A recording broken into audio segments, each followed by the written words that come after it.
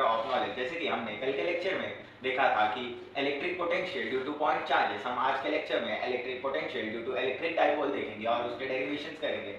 And if by chance possible हम एक example भी आज लेंगे। So moving on to our first topic, that is electric potential due to electric dipole. Topic electric potential due to an electric dipole. तो आप सबको पता ही होगा कि इलेक्ट्रिक डाइपोल क्या होता है। अगर आपको नहीं पता तो मैं बता देता हूँ।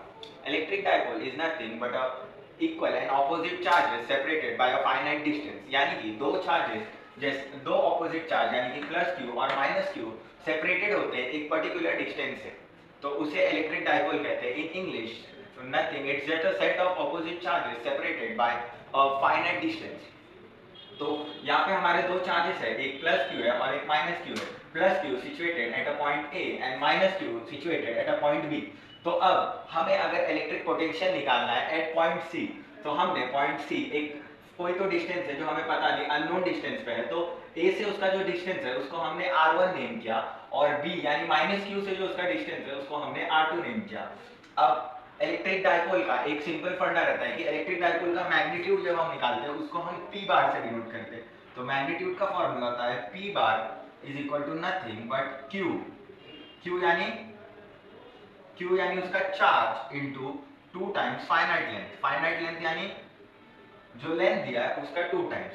सो magnitude of any electric dipole is taken out by q into 2l, that is the charge into the distance between them. So ये हमारा मैग्नीट्यूड है, रिमेंबर करेंगे हमें आगे बढ़ेगा। सो a से c का जो डिस्टेंस है उसे हमने r1 कहा, b से c का जो डिस्टेंस है उसे r2 कहा। b पे जो चार्ज है वो माइनस q है और a पे जो चार्ज है वो प्लस q है। हमने एक c से परपेंडिकुलर ड्रॉ किया जो सेंटर ऑफ द डिस्टेंस जाता है और उसको परपेंडिकुलर है, लेट दिस बी थीटा। तो अभी हम सबने पढ़ा था v इज नथिंग बट,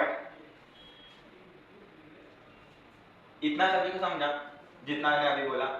तो अभी नेक्स्ट हम सबने पढ़ा था कि जब हमें पोटेंशियल निकालना रहता है तो पोटेंशियल हम कैसे निकालते हैं, v is nothing but charge upon 4 pi epsilon not into distance, बराबर, ये हमने पढ़ा था।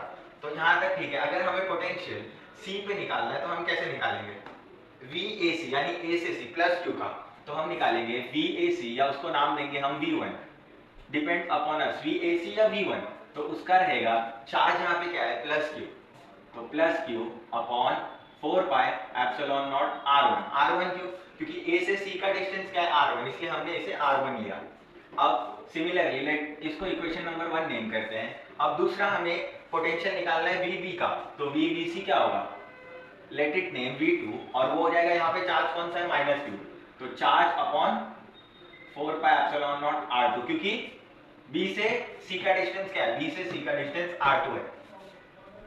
अब हम सबको मालूम रहेगा कि जो ये इसको सेकंड इक्वेशन करते हैं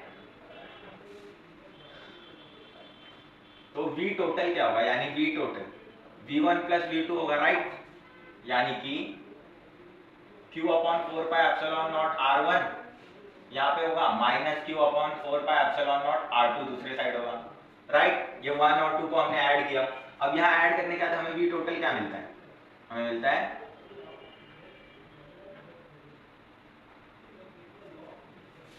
जितने भी सिमिलर टर्म्स हैं उसे बाहर निकालेंगे, यानी कि Q upon 4 pi epsilon not बाहर, 1 upon R1 minus 1 upon R2। ये हमारा एक इक्वेशन नंबर 3 बन गया। सबको इधर तक क्लियर है गाइस? होप सो आप सभी को यहाँ तक क्लियर रहेगा कि हमने पहले पोटेंशियल निकाला, नॉर्मल पोटेंशियल का फॉर्मूला होता है Q upon 4 pi epsilon not R। फिर हमने पोटेंशियल V1 यानी कि potential of charge plus Q, A का C से जो पोटेंशियल रहेगा VAC उसको V1 नेमिंग करके पोटेंशियल निकाला। फिर B का यानी माइनस Q चार्ज का जो पोटेंशियल रहेगा C पे हमने वो निकाला। अब हमें एग्जैक्ट C पे चाहिए, तो वो C पे तो A पॉजिटिव चार्ज और नेगेटिव चार्ज दोनों ही कुछ ना कुछ पोटेंशियल ले रहे, तो हमने उनके पोटेंशियल्स को ऐड कर दिया। ऐड करने पे हमें V टोटल क्या मिला, यानी कि इसे हम VC भी लिख सकते हैं, वो है Q upon 4 pi epsilon not, common निकाला, उसके बाद 1 upon R minus 1 upon R2, बराबर। सबको क्लियर है यहाँ तक? Hope so. अब हम हमारे नेक्स्ट स्टेप पे जाएंगे। नेक्स्ट स्टेप रहेगा हमें R1 और R2 की वैल्यू नहीं पता है, तो हम R1 और R2 की वैल्यू लेंगे। तो R1 आप सभी ने कोसाइन रूल पढ़ा रहेगा, तो हम कोसाइन रूल यूज करेंगे। कोसाइन रूल क्या कहता है, C square is nothing but A square plus B square minus 2 A B cos C, बराबर, ये हमारा कोसाइन रूल है। तो हम यही यूज करेंगे हमारे नेक्स्ट में। तो r1 स्क्वायर, ये जो हमारा r1 है उसका स्क्वायर अगर हम इस ट्राइंगल में triangle AOC by using cosine rule, तो हमें क्या मिलेगा? हमें मिलेगा r1 square is equal to nothing but r square plus l square, right? r square plus l square minus 2rl cos, यहाँ पे थीटा क्या है, यहाँ पे एंगल दिया नहीं तो ठीक है, तो 2rl cos theta, let it be equation number 4।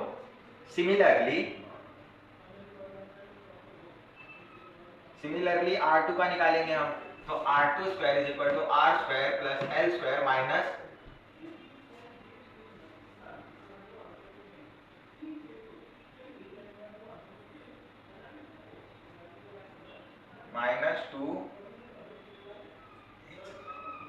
To R L cos theta. ये हमारा इक्वेशन नंबर 5 हो गया। आप सभी को समझा ये हमने r1 और r2 की वैल्यू कैसे निकाली? हमने r1 और r2 की वैल्यू कोसाइन रूल यूज किया। यहाँ पे ट्राइंगल AOC लिया और यहाँ पे ट्राइंगल BOC या COB दोनों भी लिख सकते हैं। तो हमने उससे हमारा r1 और r2 का वैल्यू निकाला। इतना समझा आप सभी को? तो हम अपने नेक्स्ट पार्ट में चलेंगे। अगर किसी को कुछ डाउट रहा तो make sure they comment and ask. को इतना समझ गया होगा और अब हम अपने आगे के कुछ सोल्यूशन की ओर जाएंगे।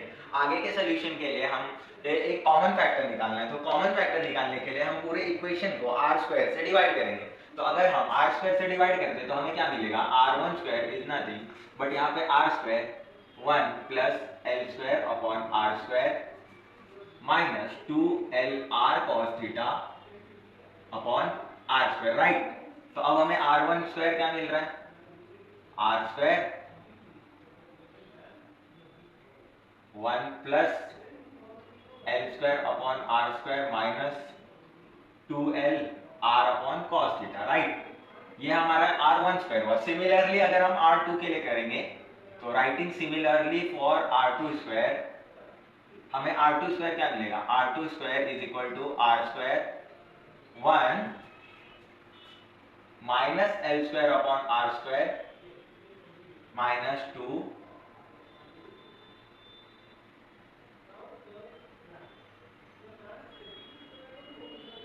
Minus 2l upon r cos theta. ये हमें r1 स्क्वायर मिल गया, r2 स्क्वायर मिल गया। होप सो गाइस इतना आप सबको क्लियर रहेगा।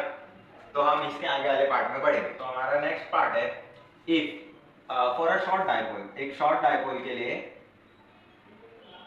जो 2l होता है वो इफ वेरी वेरी स्मॉल है r से, then what we can conclude, then r is much greater than l, right? Dipole का जो लेंथ है। सो हम क्या कंक्लूड कर सकते हैं? r 2 times l is much greater than r less than r, then r will be much greater than l. सो हम अगर ये सपोज करके ये दोनों इक्वेशंस को मैनिपुलेट करते हैं तो r1 square is equal to r square, तो l square by r square neglect हो जाएगा, क्योंकि इससे तो हमें ये प्रूफ हो रहा है कि l square by r square very very क्या होगा? स्मॉल हो जाएगा, राइट? तो l square upon r square अगर वेरी वेरी स्मॉल है तो वी कैन निगलेक्ट इट। तो हमें क्या मिलेगा? r1 square is equal to r square 1 minus 2l cos theta by r, right? इसको इक्वेशन नंबर 6 बोलते हैं हम। देन r2 स्क्वायर मिलेगा r square similarly 1 plus 2l cos theta upon r, ये हमारा हो गया 7। अब हम क्या करेंगे? ये दोनों इक्वेशंस के जो वैल्यूज है यानी दोनों स्क्वायर में, तो अंडर रूट में लाएंगे। तो सबको अंडर रूट में लाएंगे तो क्या मिलेगा हमें? For differentiating r1 is equal to r1 minus 2l cos theta upon r raise to minus raise to 1/2, right? ये हमारा एक हुआ। और r2 हमें क्या मिलेगा? r2 मिलेगा r1 plus 2l cos theta upon r raise to power half. ये हमारा सेकंड इक्वेशन। ये r1 और r2 हमें मिल गया। सो इतना तो आप सभी को समझ गया रहेगा कि हमने इलेक्ट्रिक पोटेंशियल जो निकाला, पहले हमने पॉजिटिव चार्ज से जो हमारा पॉइंट सी है वहाँ के लिए पोटेंशियल निकाला, पोटेंशियल का फॉर्मूला यूज किया और उनका जो डिस्टेंस है वो r1 है, इसलिए हमने r की जगह r1 यूज किया। सेम हमने b यानी नेगेटिव चार्ज के लिए जो पोटेंशियल है वो हमने निकाला और r2 यूज किया।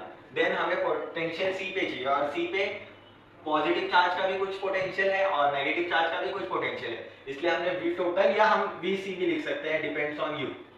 तो VC भी लिख सकते हैं, तो VC या V टोटल हमने निकाला। तो V टोटल क्या है, दोनों का इन्फ्लुएंस है, पॉजिटिव और नेगेटिव, यानी A पॉइंट से भी और B से भी है, तो हमने दोनों को ऐड किया और हमें एक कॉमन निकाल के हमें ये इक्वेशन मिला। अब हमने कोसाइन रूल यूज किया। कोसाइन रूल कौन से ट्रायंगल में यूज किया, triangle AOC and triangle BOC, हमने इसमें कोसाइन रूल यूज किया। कोसाइन रूल क्या बोलता है, c square is equal to a square plus b square minus 2abc cos c। तो हमने कोसाइन रूल यूज किया तो हमें r1 स्क्वायर क्या मिला, r square plus l square minus 2rl cos theta. तो सिमिलरली हमने r2 स्क्वायर के लिए भी किया, that is r2 square minus l square plus 2rl cos theta. अब हमने ये पूरे ही इक्वेशन को r स्क्वायर से मल्टीप्लाई किया, तो हमें क्या मिलता है, r1 square is r square plus 1 bracket 1 plus l square upon r square minus 2lr cos theta. Same going for r2 square. अब फॉर शॉर्ट डाइपोल क्या होता है, जो डाइपोल लेंथ होता है वो मच स्मॉलर देन r है, तो therefore r will be much greater than l। तो हमने r1 को क्या l square upon r square को क्या किया, नेग्लेक्ट कर दिया, यानी कि उसकी वैल्यू बहुत ही स्मॉल थी, तो it doesn't create any impact in the equation, तो हमने हटा दिया। तो हमें r1 क्या मिला, r1 square is r square upon 1 minus 2l cos theta upon r, और दूसरा r2 स्क्वायर क्या मिला, r square is equal to 1 plus 2l cos theta upon r। तो हमने फिर r1 और r2 को अंडर रूट स्क्वायर रूट हटाया, तो हमें r1 is equal to r bracket 1 minus 2l cos theta upon r मिला, और r2 क्या मिला, r1 plus 2l cos theta upon r, raise to power दोनों ही हाफ में मिला। सो हम अब नेक्स्ट पार्ट पे जाएंगे। आप सभी को इतना क्लियर रहेगा गाइस? तो जैसे कि हमने देखा था, हमारा जो लास्ट इक्वेशन है वो r1 is nothing but r1 minus 2l cos theta upon r है, रेज टू पावर हाफ है, और r2 जो है वो r1 plus 2l cos theta upon r, raise to half है। अब क्योंकि हमें वैल्यू चाहिए 1 अपॉन r1 और 1 अपॉन r2 की, तो हम इसको रेसिप्रोकल करेंगे, तो हमें मिलेगा 1 upon r1 is nothing but 1 by r 1 minus 2l cos theta upon r raised to power minus half, और 1 upon r2 की वैल्यू क्या मिलेगी, 1 by r 1 plus 2l cos theta upon r, ये हमें माइनस रेज टू हाफ, ये हमें r2 की value मिलेगी 1 by r2 की। अब हम ये दोनों 1 by r1 और 1 by r2 की जो हमें वैल्यू मिली है उसको हम इस इक्वेशन में सब्स्टिट्यूट करेंगे, तो हमें क्या मिलेगा, तब हमें मिलेगा VC is equal to Q upon 4 pi epsilon naught 1 by R 1 minus 2L cos theta upon R minus 1 by R 1 plus 2L cos theta upon R मिलेगा, राइट हमें ये मिलेगा, ये R है, तो हमें एक ये वैल्यू मिली, एक ये वैल्यू मिली। अब हम करेंगे बाइनोमियल एक्सपेंशन। आप सभी ने पढ़ा रहेगा कि 1 plus x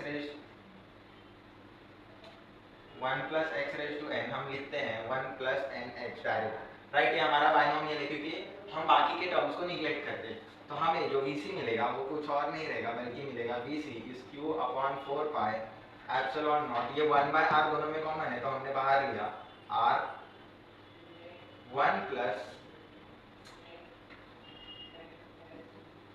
1 plus L cos theta upon R, और यहाँ पे मिलेगा, अतः में मिलेगा 1 plus L cos theta upon R minus 1 minus L 1 plus x raise to n को हम लिखते हैं 1 plus n x according to binomial expansion. फिर हम इसको सब्स्टिट्यूट करते हैं, तो VC क्या मिलता है, Q upon 4 pi epsilon not R 1 plus L cos theta upon R minus 1 minus L cos theta upon R, right, हमें ये इक्वेशन मिलेगा।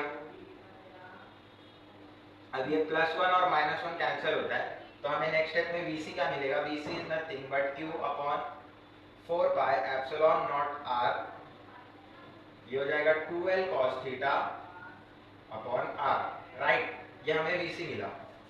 अब आगे के स्टेप में, नेक्स्ट स्टेप में हमें पता है कि हमने यहाँ पे लिखा था P is nothing but electric dipole moment क्या था, charge into 2 times length, right, I mean 2 into l. तो अब हमें यहाँ क्या मिल रहा है, VC is equal to 2QL cos theta upon 4 pi epsilon naught r square, right. यहाँ से देखा जाए तो हमें वो मिल रहा है। तो अब 2QL को हम क्या लिख सकते हैं, P लिख सकते हैं। तो VC को हम और कैसे डिनोट कर सकते हैं, P cos theta upon 4 pi epsilon naught r square. और हम सबको पता है अगर हमें दो वेक्टर फील्ड मिली तो उनको अगर हटाना है तो हम कैसे लिखते हैं, cos थीटा। तो VC को हम ऐसे भी लिख सकते हैं कि P into r vector upon 4 pi epsilon naught r cube क्यों, क्योंकि जब हम इसे हटाएंगे, आपको एक करके दिखाता हूँ कि जब P dot are cross vector रहता है तो हम उसे लिखते हैं पी आर कॉस थीटा। तो इफ हम P डॉट आर को पी आर कॉस थीटा लिखते तो हमें क्या मिलता है, तो हमें फिर VC में इसमें सब्स्टिट्यूट करके दिखाता हूँ, p r cos theta upon 4 pi epsilon naught r cube. ये r और r कैंसिल हो गया और हमें VC क्या मिल जाता है, P cos theta upon 4 pi epsilon naught r square. तो हम ऐसे भी लिख सकते हैं और ऐसे भी लिख सकते हैं। ऐसे कैसे लिख सकते हैं वो मैंने आपको यहाँ पे एक्सप्लेन कर दिया कि हम इसको अगर इसमें कन्वर्ट करें तो ऐसा होता है या इसको इसमें कन्वर्ट करें तो ऐसा होता है। तो आप सभी को समझ गया ना यहाँ पे। तो यहाँ पे हम अपना topic electric potential due to an electric dipole खत्म करते हैं। ये पूरा डेरिवेशन खत्म हो गया। अगर आपको कुछ डाउट रहे या कोई पार्ट नहीं समझा तो make sure you comment it out, तो फिर मैं एक शॉर्ट वीडियो बना के आपको उस पर वापस एक्सप्लेनेशन दे सकता हूँ। Don't forget to like, subscribe and comment on our channel.